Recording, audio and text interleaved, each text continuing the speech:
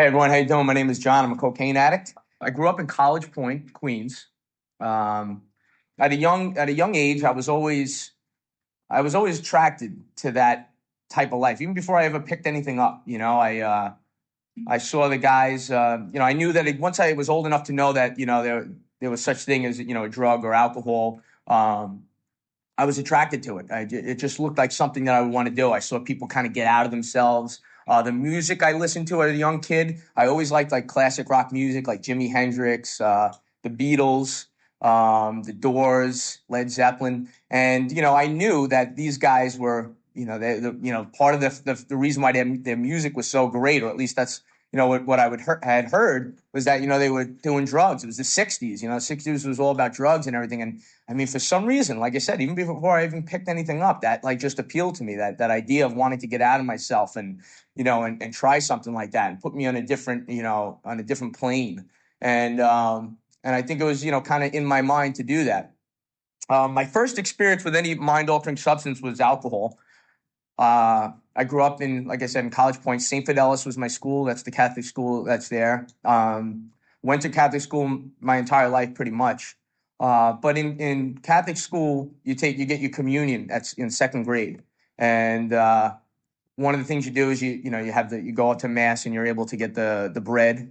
And for some reason, I don't think in second grade they let us get the wine. But I don't think even my church was doing the wine at one point. But later on, a couple of years later, I think I was in like fourth or fifth grade, they started to do it. And I had always been taught the way that they teach you in Catholic school is that you're taking in God when you're eating the bread and you're taking the wine, you're taking the body and blood of God in. And in fourth grade, fifth grade, this concept is you can't really get it. You're just like, okay, that's what they say. And I remember when I finally was able to go up and get the wine. I remember going up there, taking a big gulp of the wine. I was all excited. This is what the adults do. And I took a big gulp of wine. I went back to my pew, and like the feeling just kind of like settled over me. Like I got that warm feeling in my stomach. I felt, and then I thought to myself, "Wow, this is what they're talking about. This is God." And, you know, and so I mean that's how it felt. It felt so good. Having that come in there. And I remember praying and like going back to my pew. And I didn't turn into an everyday drinker from that point. I did start going to mass every day after that. No, I'm just kidding. No, but I didn't become an everyday drinker after that. But I think that feeling stuck in my head that like, wow, there's something out there that can really sort of like loosen you up, make you feel good. So it wasn't until high school that I first started to. It was the Holy Cross High School dance. It was the first time that I was ever sort of like allowed out of my mom's like jurisdiction for a little while. In high school, she started to allow me to get away. She was always pretty strict. I wasn't able to.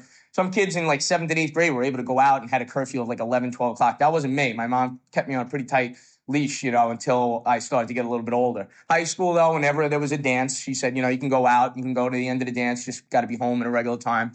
So I remember that was the first time. This was my moment to get out there and get some beers, get some got a couple of 40s, uh, and one guy at the dance was going to meet us there, and we had some pot and we were able to smoke. And it's funny, Eric was talking about like in the '80s, not being able to talk about anything but alcohol. I almost feel like a network guy that's on cable is able to like curse. I can come up here and be like, yeah, pot, coke, smack, crack, whatever. Feels good. Um, so I had a guy that was there that met up with us and we were gonna smoke.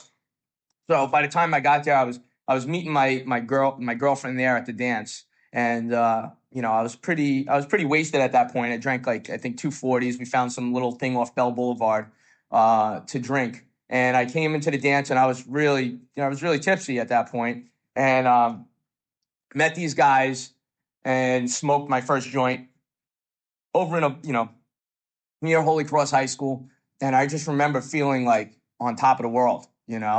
I went into the dance and completely forgot about my girlfriend because all the other girls that were at the dance were more important than her at that point. Dancing with this one, taking this one off into the corner, going here and doing this, and it was just insane. It was great. I had no inhibitions. I didn't have to worry about feeling scared to talk to any girls or anything like that, and it was amazing. It was a good feeling. I found a solution to that tightness or that uncomfortability that I felt. So from that point, I started to really pursue alcohol. Prior to that, everything in my life was all about, I guess, the one driving force of my life was like sports or fun. School was just the thing that we did in between of like playing baseball or hanging out with my buddies. At that point, alcohol and pot was what my main focus. My everything shifted at that point. I just said, now this is my new fun. This is what I'm gonna use to have fun. And again, I didn't start doing it every day for a little while, but at that point, everything had the focus shifted. Like now, it was like I'm gonna get that again. I'm gonna feel that feeling again. I'm gonna find out where I can place where I can situate myself where I'm going to have alcohol and pot around me at all times. And little by slowly, you just find your way into that element. You start hanging out with people, and then you start smoking before school. You start drinking, all over the place.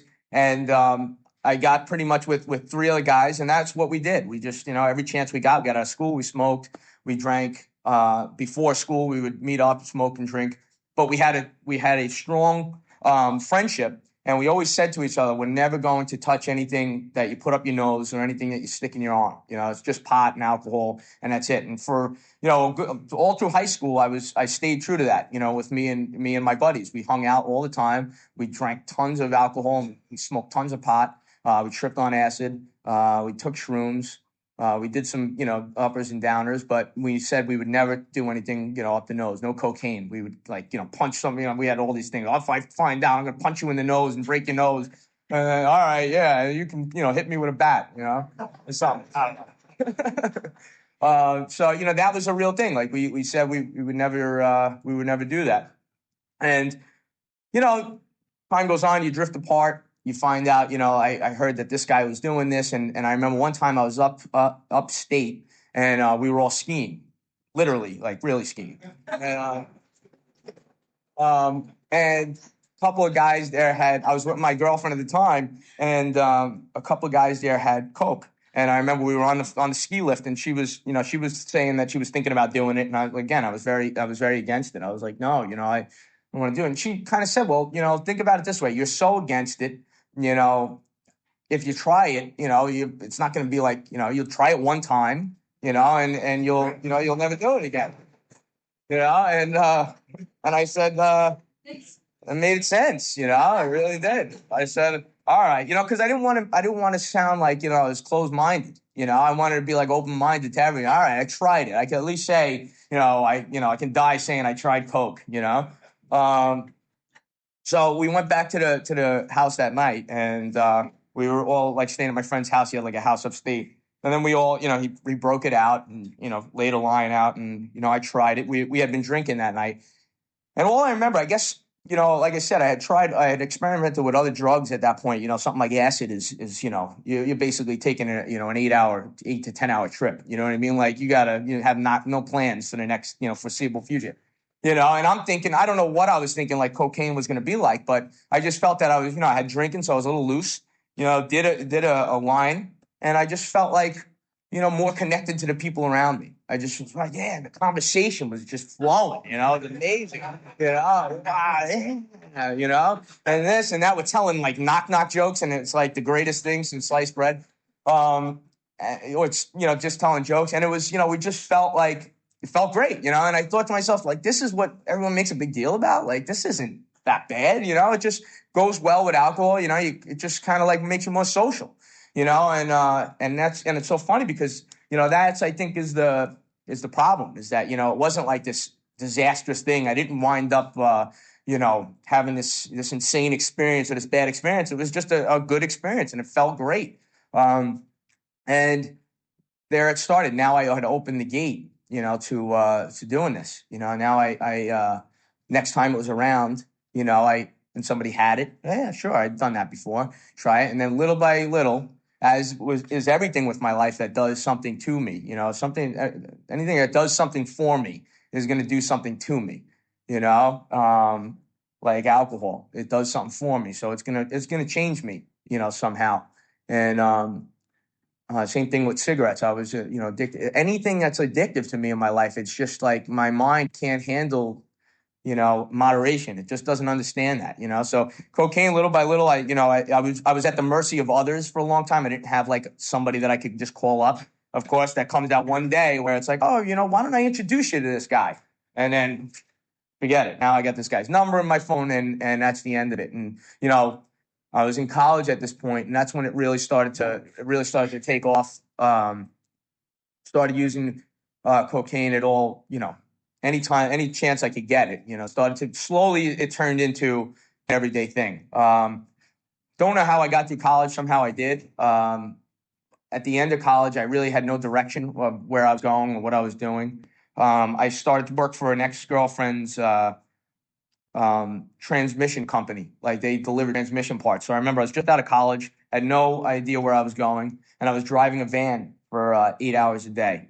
Just driving around into all sorts of different areas in the Bronx and East New York, all over the place, and delivering transmission parts. And I was having crazy nights. I was going out and staying out all night, coming into work on no sleep whatsoever. High as a kite. And I would need more to get through the day. So I'm driving a van around. I got a little 22 between my legs, not a gun, what do you call it? A bottle. Um, and I had whatever else in the glove compartment to help me keep going. And this is what my life had become. Just getting up, no sleep whatsoever, drinking on the road, drugging on the road, putting my girlfriend at the time's, whole company, her family's company in danger. If I would have got pulled over or hit somebody, forget about it. They would have been sued up the wazoo. But luckily, nothing like that ever happened. Eventually what happened was I decided that I was going to, the answer to my prayers was, well, the answer to my problem was to become a cop. I said, I said, I'm going to take and I think I actually took the exam a while ago, and I decided that like this was going to like wake me up. Like I'd be able to, obviously they were going to drug test you. I wasn't going to be able to do drugs, and, it wouldn't be a big problem. So finally I got called by the police academy, and they wanted me to come in. But just at that time I was ready to go. I was like, this is what I'm going to do. And just at that time, I got a call back from I had been sending my resume out. I had a college degree. I was like, why not like send my resume out, see what I get. I got a call back from this agency, which is it's like a buying agency. It's in the advertising field, and I decided to give it a shot. I went in for the interview, and it worked out. And it was sort of like seemed like a nice, it was an entry level position, of course, but it was in a corporate field. So I said, hey, maybe I'll give this a shot. It seems pretty cool. There's a lot of young people in the industry, and I just went in for the interview. I got the job, and so there, that was it. I forgot about the cop thing, the police academy thing. And I started in this. And, for the first couple of days, for the first couple of weeks or whatever, having a steady job, having to be up at a certain time, and, this new, I was reborn. Oh yeah, I'm gonna really get myself straight. That took like 2 weeks, and then I was back to my old, antics again. I found the first guy in the company that did coke. We just like magnets to each other. Found this guy, and he was like actually a higher up.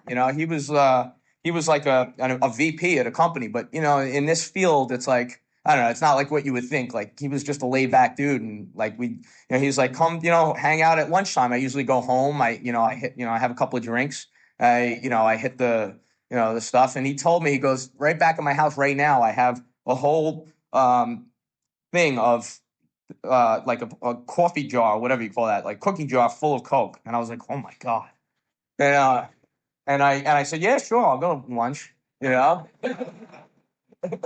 um, and so I go back there, and sure enough, he does. He's got a bunch of stuff, and like that was like the beginning of the end, because this guy, like, I didn't even have to pay for it. This guy had stuff, and he talked about in Bill's story where it says like I had arrived. He had like this apartment on like the what was it, like the Midtown West, right by Times Square, all the way up, overlooking Times Square. And I just remember being up there in his apartment, high as a kite, looking out there and just being like, wow, I have arrived. This is amazing.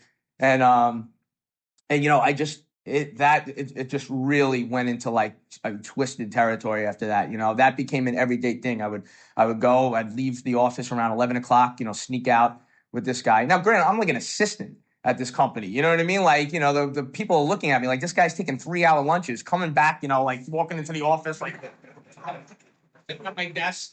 You know, and I remember we had this loudspeaker that was right by my desk, and I'd be like sitting there like so intense on like like reading an email, and then I'd be like, oh, and I'm like, yeah. And once the allergy starts, once he gets kicked up, then it was like I just couldn't wait till the day was over so I could run back. Now, when I tell you like that feeling of like wanting to just get the hell out of there, like not being able to go back, it got to the point where like when I was ready to leave his house, it was like I couldn't leave. Like I didn't want to leave the coke there, to go back to the office because I couldn't comprehend being away from it for 2-3 hours and then having to come back, like staying away, starting and then stopping for 2-3 hours. So it got to the point where I would just like, either take a bag from him when he wasn't looking, I put it in my pocket and, go there, or I'd ask him like, let me take some just so I have something to last me through for 2-3 hours. And, he wasn't reacting to it like that. I mean, granted, he was like, obviously had an issue with it. He had, cookie chocolate cocaine in his house, but, I mean, like he didn't react to it like me. You know what I mean? Like it wasn't like he would kind of look at me like, why are you like making a big deal about it? Relax. It's not a big deal. No. I just get like that. I get like insane. Like I have to, whatever it takes to get the next one, I'm going to do it. And a couple of times I just, I didn't even want to go back to work. I called up and said my grandmother passed away or something and at lunchtime, It's just, so, so I was just getting to the point where like that allergy really like, really hits you and it's like, I can't. So basically what happened was I remember one time I was out, I left, went to lunch, regular routine. Like I always did, went to lunch, came back to work, then went back to his house, would just get stuck there until like 2-3 in the morning. And this is during like work hours. This is every single day, and this is just free cocaine, and it's like, it went on for a couple of years and went on like this, and I remember when I left one day and I just came back and I got to the point where I guess I felt a little more comfortable with the guy. And, I went out for the night, got my own shit, went out and it was like 6 a.m. and I had to be back at work. And I just remember it was just pouring out. And I called him up and woke him up. And he's like, what are you doing? I was like, I'm outside, I'm downstairs. Like, can I just come in? Can I just get like a bag, please? And I just felt, he's like, go home. Like, he's just like, what's wrong with you? Like, you don't call me at like 6 a.m. Like, and I'm like, please, and like, so bad, man. And I just remember sitting out there like in the rain, just waiting for him to like wake up. Or he said like come back in like an hour or something like that because he was still sleeping. So I remember just waiting there, like walking around the block, pouring rain out, and I just feel like disgusting. You know what I mean? Like, and and I just remember calling him back and be like, can I come up now? And and finally he just like, come on already, Jesus Christ, crackhead. And I came up and like, I was able to get it and it was just, insane. And, cocaine and all that, it just brought me to like, insane places. Hugh Mulder was like my home away from home. And I remember one time, one of the things that happened to me in a blackout, and I talk about this because it's, it's crazy. I remember getting a phone call one time and it was from some girl that I didn't know. And she was like, oh, I'm at LaGuardia Airport. And I'm here. And I'm like, okay. And she's like, you paid for my plane ticket to come to New York. Remember we were talking like a couple of days ago or something like that. I was like on a couple of day bender. And she was like, and I didn't remember this, or I did have vague recollection of like being on like the internet and like talking to some girl, gave her my credit card information, and she paid for her ticket to come to New York, and apparently she was supposed to stay with me.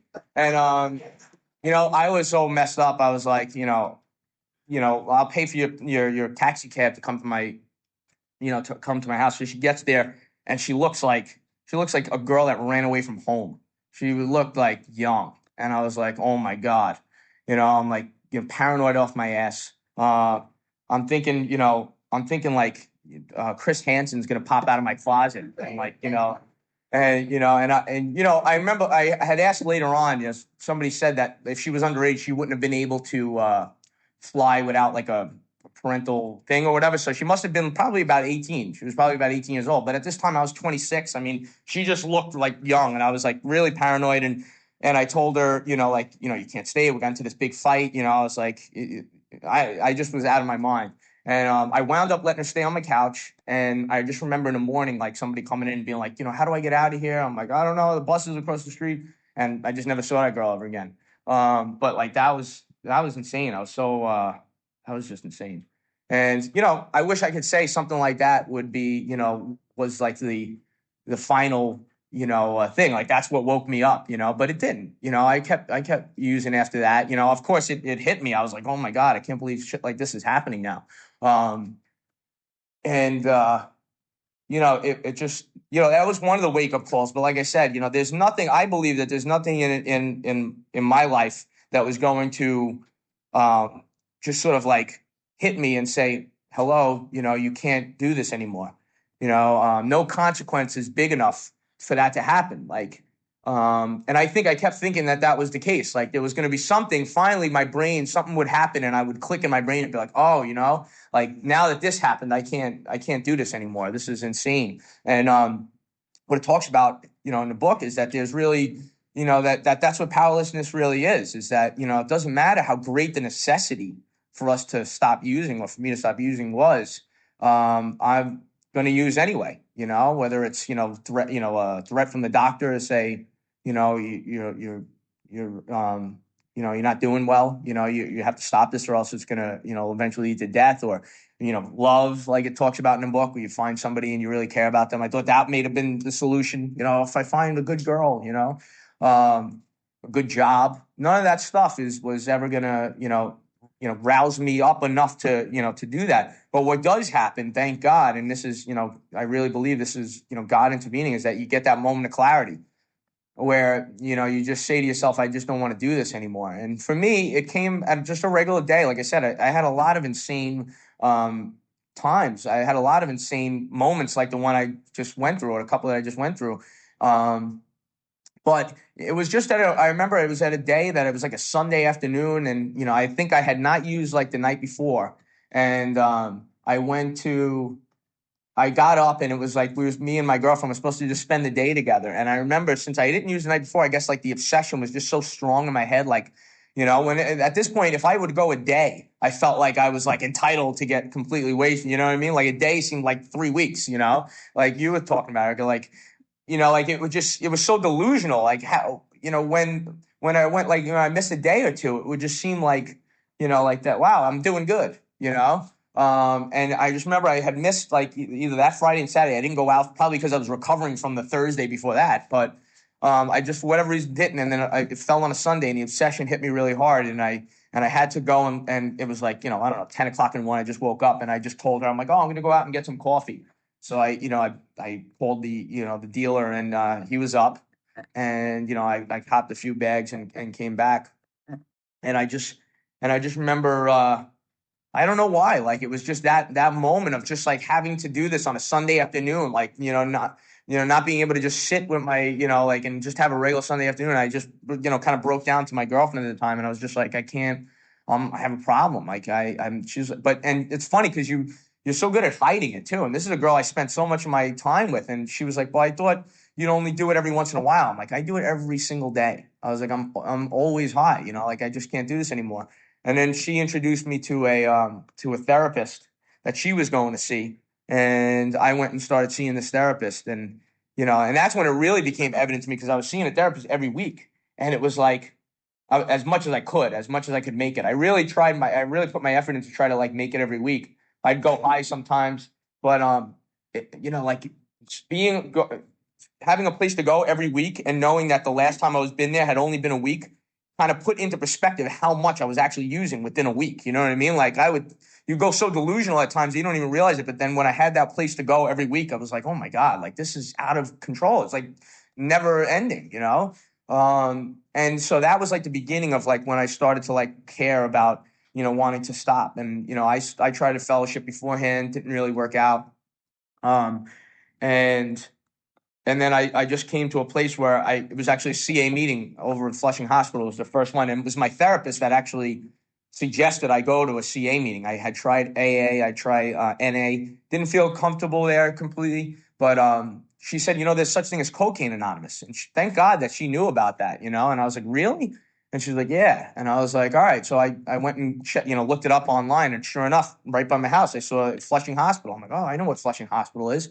And the first meeting was a Saturday night, and I went over there and I sat outside, and I got there early. I remember just like racing, like I have to get there, because I knew that if I didn't get there, like I'd use. It's just a matter of time before that session hits again.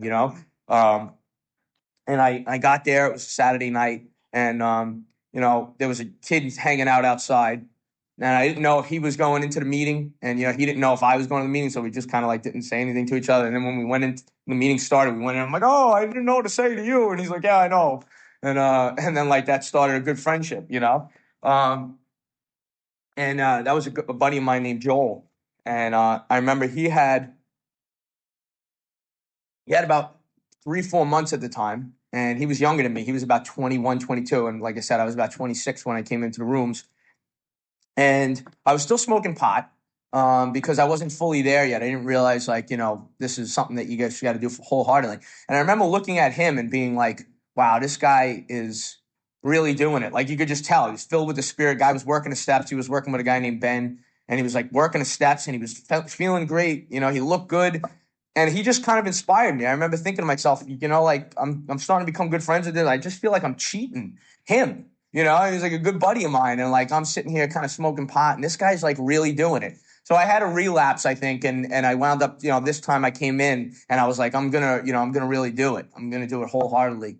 And I got put some time together. I think I put like 60 days together. I started working the steps with this guy Ben. He offered to sponsor me, and thank God, because I probably wasn't going to ask anybody. I remember I was sitting outside one of the CA meetings. It was Ben and a guy named Ben and Bart, and they were just kind of like they were just talking about it. And thank God this meeting was like a solution based meeting. It was these guys really had the work in their life, and they were doing it like really good.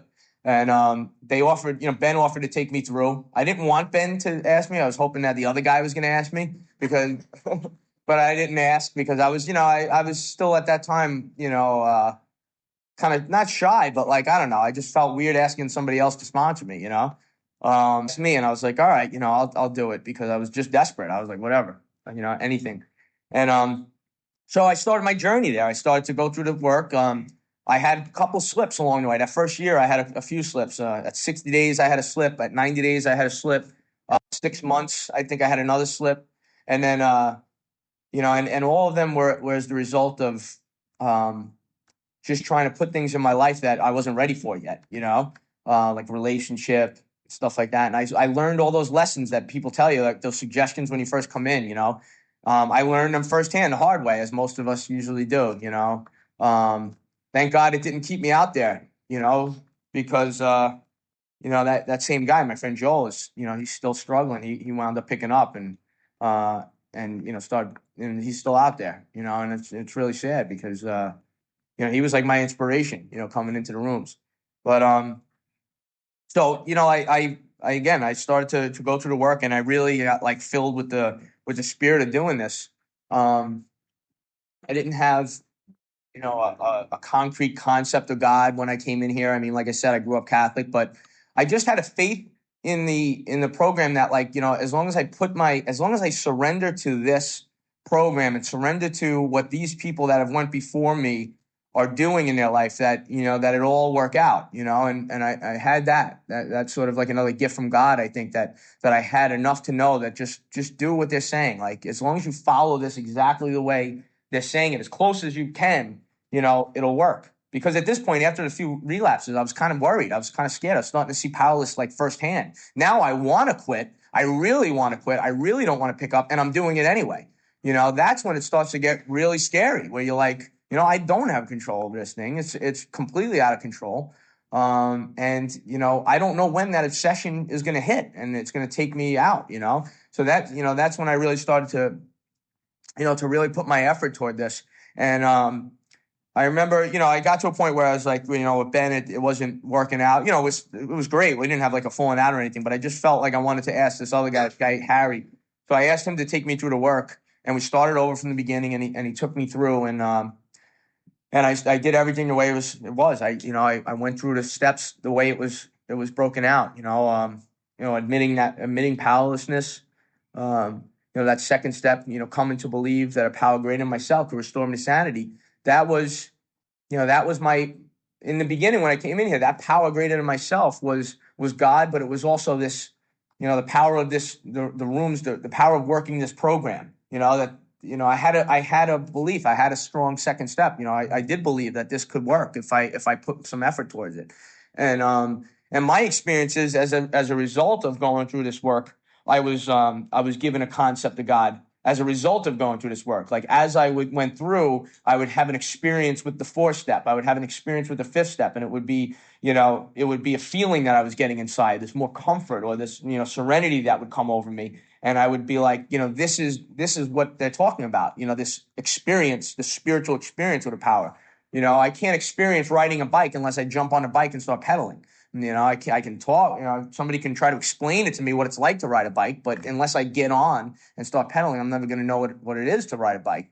And that's the same thing with this work, is that getting in there and starting to do it, and then getting that experience. So for me, I am just in my experience. The reason why I throw that out there is guys that I've worked with get caught up on that, this concept of God, and I try to tell them, like, just don't worry about that right now. As long as you have an open mind, go through with this work, and that concept will come to you as you work through it. You'll feel it. You'll feel, this a feeling of this power. And then, the third step, making a decision. To me, that was the biggest decision that I've ever made in my life.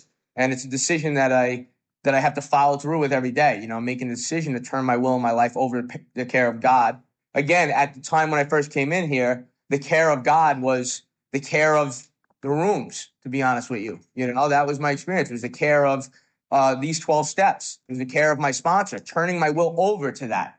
Not saying why when they said, you have to do this, or questioning it. Turning my will over meant turning my will over to this power. And for me, it was whatever was, it was what these guys that went on before me and doing this work. And like I said, as a result of that, I was brought to a power greater than myself. Fourth step, pretty explanatory, as far as the book goes, very detailed in the 164 pages of, like a business, we have to take inventory, and if it's a something that's hurting the bottom line of a business, you got to get rid of it. If you got perishable goods on the shelf that are expired, you're not going to sell that, or if you do, somebody's going to get sick over it and you're going to get sued. So you got to know enough to be like, yeah, I spent X amount of money on that product, but you know what? I got to put it away. And the same thing goes for these defects of character in our lives, these defense mechanisms that I've used throughout my entire life to deal with certain situations. Whether it's anger or ego or wittiness when in a negative way, to like like a quick tongue can be really really hurtful. Whatever that defense mechanism is, I find that those are the things that I have to see that they aren't useful to me anymore. Just like alcohol and drugs and cocaine, I had to see that there was no party left there for me to have anymore. There was nothing left, so I had to put it down. But until I saw that there was no value in that for me anymore, I wasn't able to put it down. The same thing goes for, like, I noticed my defects of character is that I have to see that there's no value left in them in order for me to put them down, and say, this is something that's not working for me anymore. It's doing more harm than good. So that was the process of 4, 5, and 6, and 7 for me, is honestly looking at the resentments in my life, the fears in my life, and to not being able to kid myself anymore and say, I was so good at manipulating things around for myself. Whenever there was a problem, or somebody, whenever I was responsible for something, I was so good at just being like, well, it's not my fault, that I punched a guy. He, his head was in the way, whatever, something like that.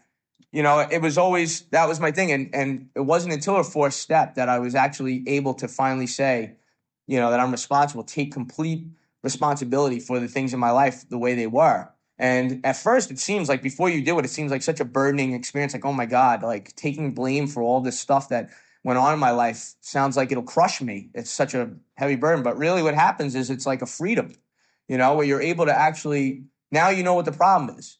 The problem isn't everything around you. It's me. I'm the problem. And I can, through this work and through power grid myself, I can start changing that. And that's when, things will start changing around my life. And it says in the book too that, even though we have a mental and physical problem, like it's a mental and physical disease and spiritual, we don't work our solution out mentally and physically. We work our solution out spiritually.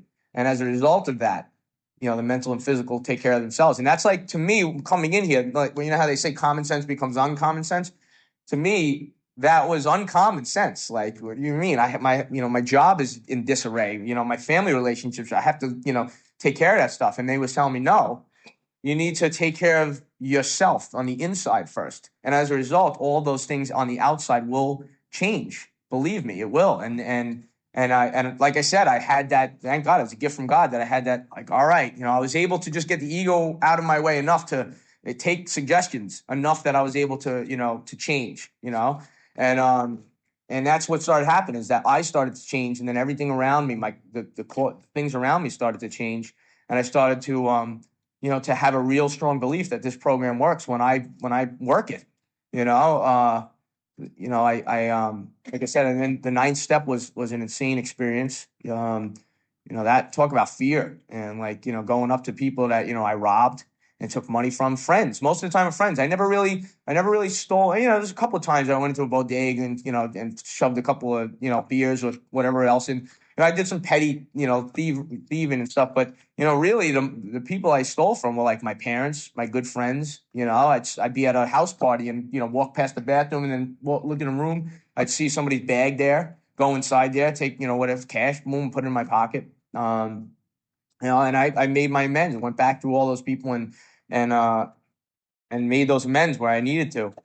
And that was such an amazing experience, But if I let fear get in the way of that, which it so easily can, because it's so, fear is so powerful sometimes, and it really will, fear is, like they say, is like in the same class as stealing in the book, and it's true. Like, fear will steal experiences out of your life that are so worthwhile, and like one of them being like this work. Sometimes it's like, it's fearful. It's looking at that stuff is, it ain't easy, coming to terms with all the mistakes you made, and then going back to these people face to face and saying that you're sorry. And that's scary, but don't let it steal from you the experience that I had with it, which is amazing. It changed my life. The fact that I can sit up here today and, and not have, the obsession, like Erica was saying, Erica, right? Okay. um, and not have that obsession, not even think about it, is amazing. And that actually is one of the promises of the 10th step, how it talks about. Somebody, actually a guy that I'm working with right now, asked me that. He said, when did it go away for you? When did the feeling go away for, that to use? And I said, I can't really tell you when exactly it went away. But I do know that, and then it clicked in my head about the 10-step promises, but I can show you in the book where it says it goes away. And it's at the 10th step. And then I turned to it and I said, look, what does it say right here? As a result of getting to the 10th step, it says that, alcohol will, I don't know it word for word, but basically alcohol will, no longer be an issue. We'll recoil from it from like a hot flame. And we'll see that this has happened basically without effort. We're not fighting it. We're not resisting it the way that we were when we first came in here. All of us have had, I'm sure, those times where we had to white knuckle it and, and just be like, on our knees and saying, please. But it eventually gets to a point where, we're not even fighting it anymore. It's just a non-issue. And that is a miracle, because there wasn't a house I could go in with carpet at one point in my life where I wasn't like, I didn't have my eyes peeled to look to see if there was powder on the floor. You know what I mean? Like, that was, it was just so part of my brain, that I was like on carpet patrol 24/7, where I was. You know what I mean? And it's a shame that I don't have to do that anymore. There's people in my life that, I remember I used to have the Nextel walkie-talkie things. I used to hear this guy's voice and immediately I had to take a shit. because I wanted to, I wanted to use. I would hear his voice and be like, "Oh my God, I gotta go to the bathroom," you know.